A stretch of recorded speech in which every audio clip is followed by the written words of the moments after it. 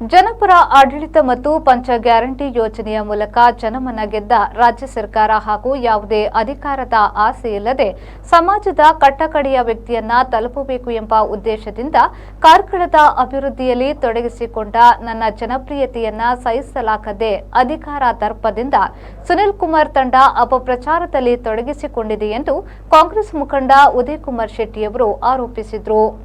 ಕಾರ್ಕಳದಲ್ಲಿ ನಡೆದ ಸುದ್ದಿಗೋಷ್ಠಿಯಲ್ಲಿ ಮಾತನಾಡಿದ ಅವರು, ಕೆಲವೊಂದು ರಸ್ತೆ ಸೇರಿದಂತೆ ವಿವಿಧ ಅಭಿವೃದ್ಧಿ ವಿಚಾರದಲ್ಲಿ ಸಂಬಂಧಪಟ್ಟ ಸಚಿವರಲ್ಲಿ ಮಾತನಾಡಿ ಅನುದಾನ ಬಿಡುಗಡೆ ಮಾಡುವಲ್ಲಿ ಪ್ರಯತ್ನಿಸುತ್ತಿರುವಾಗ ಸುನಿಲ್ ಕುಮಾರ್ ಅವರು ಅಡ್ಡಗಾಲು ಹಾಕುತ್ತಿರುವುದು ಖಂಡನೀಯ.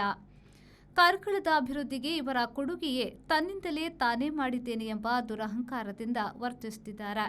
21 ವರ್ಷಗಳಿಂದ ಸುನಿಲ್ ಕುಮಾರ್ ಅವರು ಕಾರ್ಕಳದ ಅಭಿವೃದ್ಧಿಗೆ ಕೊಟ್ಟ ಕೊಡುಗೆಯಾದರೂ ಏನು? ಕೇವಲ ಹಣ ಮತ್ತು ಅಧಿಕಾರ, ಭ್ರಷ್ಟಾಚಾರ ಇವರ ಬಂಡವಾಳ ಎಂದು ದೂರಿದ್ರು. ಇದಕ್ಕೆ ಉತ್ತರ ನೀವು ಬಿಜೆಪಿ ಅವರು ಮೊದಲು ಕೊಡುವ ಪ್ರಯತ್ನ ಮಾಡಿ, ಆನಂತರ ಉದಯ್ ಕುಮಾರ್ ಶೆಟ್ಟಿ ಅವರ ಮೇಲೆ ಕೇಸು ದಾಖಲಿಸುವಾಗಲಿ ಅಥವಾ ಆರೋಪಗಳನ್ನು ಮಾಡುವುದಾಗಲಿ ಆನಂತರ ನೀವು ಅದನ್ನು ಮಾಡಿ ಅನ್ನುವಂಥದ್ದು ನಿಮ್ಮಲ್ಲಿ ನನ್ನ ಸಜೆಷನ್. ಅದೇ ನಿತ್ಯ ಗ್ರಾಮಕ್ಕೆ ಸಂಬಂಧಪಟ್ಟ ಹಾಗೆ ಜವಳಿ ಪಾರ್ಕ್ನ ಬಗ್ಗೆ ತಾವು ಶಂಕುಸ್ಥಾಪನೆಯನ್ನು ಕಾರ್ಕಳ ಶಾಸಕರು ಮಾಡಿದ್ರು. ಜವಳಿ ಪಾರ್ಕಿಗೆ ಎಷ್ಟು ಅನುದಾನ ಬಿಡುಗಡೆ ಆಗಿತ್ತು ಅವರು ಶಂಕುಸ್ಥಾಪನೆ ಮಾಡುವಾಗ? ಚುನಾವಣೆಗೋಸ್ಕರ ಅಲ್ಲಿ ಸ್ಥಳೀಯರನ್ನೆಲ್ಲ ಸೇರಿಸಿಕೊಂಡು ಅಲ್ಲಿ ವಿದ್ಯಾಸಂಸ್ಥೆಯವರನ್ನೆಲ್ಲ ಸೇರಿಸಿಕೊಂಡು ಜನರನ್ನ ಮೂರ್ಖರನ್ನಾಗಿ ಮಾಡಿಸುವ ಉದ್ದೇಶದಿಂದ ಅಲ್ಲಿ ಶಂಕುಸ್ಥಾಪನೆಯನ್ನ ಮಾಡಿದ್ರಿ. ವಿಧಾನಸಭೆಯಲ್ಲಿ ಕಾಂಗ್ರೆಸ್ನ ಜವಳಿ ಸಚಿವರು ಆ ಬಗ್ಗೆ ಸ್ಪಷ್ಟನೆ ಕೊಟ್ಟದಂತ ಸತ್ಯತೆ ತಿಳಿಯಿತು. ಎಲ್ಲಿ ಹೋಯ್ತು ಈಗ ಜವಳಿ ಪಾರ್ಕ್ನ ನಿಮ್ಮ ಉದ್ದೇಶ? ಎಲ್ಲಿ ಹೋಯ್ತು ಈಗ?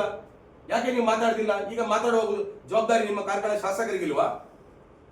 ಅದರ ಜೊತೆಯಲ್ಲಿ ಕಾರ್ಕಳ ಸರ್ಕಾರಿ ಆಸ್ಪತ್ರೆಯಲ್ಲಿ ಸುಮಾರು 150 ವಿದ್ಯಾರ್ಥಿಗಳ ಬದುಕು ಇವತ್ತು ಡೊಲಮನೆಯವಾಗಿದೆ. ಅವರ ಬದುಕಿನೊಟ್ಟಿಗೆ ನೀವು ಚಲ್ಲಾಟ ಆಡಿದಿರಿ. ನಿಮ್ಮ ಚುನಾವಣೆಯ ಉದ್ದೇಶವನ್ನ ಹಿಡ್ಕೊಂಡು ತಾವು ಅಲ್ಲಿ ತುರಾತುರಿಯಲ್ಲಿ ನರ್ಸಿಂಗ್ ಕಾಲೇಜನ್ನು ಪ್ರಾರಂಭ ಮಾಡಿದ್ರಿ. ಎಷ್ಟು ಅನುದಾನ ಕೊಟ್ರಿ?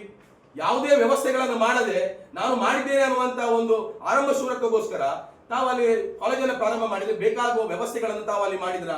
ಪುನಃ ಮಾತಾಡುವಾಗ ಈಗ ನಮ್ಮ ವಾಟ್ಸಪ್ ಯೂನಿವರ್ಸಿಟಿ ಮತ್ತೆ ಇದನ್ನೇ ಹೇಳಿ ತಿರುಗುವ ತುಂಬಾ ಜನರಿದ್ದಾರೆ, ಏನು ಕೆಲಸ ಇಲ್ಲದವರು, ಅದನ್ನೇ ಅಪಪ್ರಚಾರ ಮಾಡುವವರಿದ್ದಾರೆ. ಆಗ ಜನ ಅದನ್ನು ನೋಡಿ ಅದನ್ನೇ ನಂಬಿ ಕುತ್ಕೊಳ್ಳೋ ಉದ್ದೇಶಕ್ಕೋಸ್ಕರ, ಆ ನಿವಾರಣೆಗೋಸ್ಕರ ಪ್ರೆಸ್ ಮೀಟ್ ಮಾಡ್ತಾ ಬಿಟ್ರೆ ಇಲ್ಲ ನಿಮಗೆ ಸಹ ತೊಂದರೆ ಕೊಡ್ಲಿಕ್ಕೆಲ್ಲ.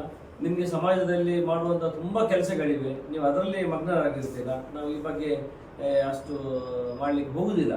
ಆದರೂ ಇವತ್ತು ಬಹಳ ಬೇಸರದ ಸಂಗತಿ ನಮಗೆಲ್ಲ. ಯಾಕಂದರೆ ಕರ್ನಾಟಕದಲ್ಲಿ ಉತ್ತಮವಾದ ಒಂದು ರಾಜ್ಯ ಸರ್ಕಾರ ಇದೆ, ಒಳ್ಳೆ ರೀತಿಯಲ್ಲಿ ಕೆಲಸ ಮಾಡ್ತಾ ಉಂಟು. ಏನೆಲ್ಲ ಮಾತು ಕೊಟ್ಟಿದ್ದಾರೆ ಚುನಾವಣೆ ಪೂರ್ವದಲ್ಲಿ, ಆ 5 ಗ್ಯಾರಂಟಿ ಯೋಜನೆಗಳನ್ನು ಜನರಿಗೆ ಬಹಳ ನಿಯತ್ತಲ್ಲಿ ಮುಟ್ಟಿಸುವಂಥ ಕೆಲಸವನ್ನು, ಅದರಲ್ಲಿ ನಮ್ಮ ಕಾರ್ಕಳದ ಗ್ಯಾರಂಟಿ ಕಮಿಟಿ ಇದೆ, ಒಂದು 15 ಜನರ ತಂಡ. ನಮ್ಮ ಅಜಿತ್ ಹೆಗಡೆ ಅವರು ಅದರ ಅಧ್ಯಕ್ಷರಾಗಿ, ಹಾಗೆ ನಮ್ಮ ಹೆಬ್ರಿ ಭಾಗದಲ್ಲಿ ಶಂಕರ್ ದೇವಾಡಿ ಅವರ ಅಧ್ಯಕ್ಷರಾಗಿ ಬಹಳ ಪ್ರಾಮಾಣಿಕವಾಗಿ ಯಾರ್ಯಾರಿಗೆ ತೊಂದರೆ ಉಂಟ 1-2% ಜನರಿಗೆ ಇರ್ಬೋದು ಅದನ್ನು ಒಂದು ಸಾಲ್ವ್ ಮಾಡ್ತಾ ಒಳ್ಳೆ ರೀತಿಯಲ್ಲಿ ಮಾಡ್ತಾ ಇದ್ದಾರೆ. ಸರಿಸುಮಾರು 400 ಕೋಟಿ ರೂಪಾಯಿ ದುಡ್ಡು ಇಷ್ಟೊತ್ತು ನಮ್ಮ ಈ ಕಾರ್ಕಳ ವಿಧಾನಸಭಾ ಕ್ಷೇತ್ರಕ್ಕೆ ನಮ್ಮ ಗ್ಯಾರಂಟಿ ಯೋಜನೆ ಮೂಲಕ ಬಂದಿದೆ ಅಂತ ಹೇಳಿ ನಾನು ಅತ್ಯಂತ ಸಂತೋಷ ಪಡ್ತೇನೆ. ಅಂದರೆ ಸುಮಾರು ತಿಂಗಳಿಗೆ 20 ಕೋಟಿಯಷ್ಟು ಹಣ ಬರ್ತಾ ಇದೆ. ಅದು ಸಹ ಮಹಿಳೆಯರಿಗೆ ನೇರವಾಗಿ 12 ಕೋಟಿಯಷ್ಟು, ಕಾರ್ಕಳದಲ್ಲಿ 7 ಕೋಟಿ, ಹೆಬ್ಬೆರಲ್ಲಿ 5 ಕೋಟಿ, ಒಟ್ಟು 12 ಕೋಟಿಯಷ್ಟು ದುಡ್ಡು.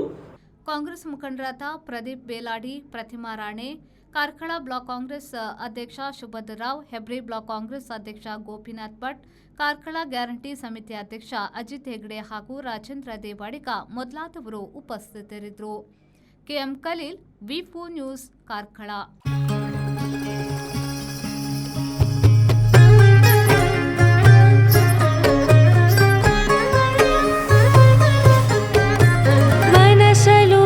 ಕನಸಲು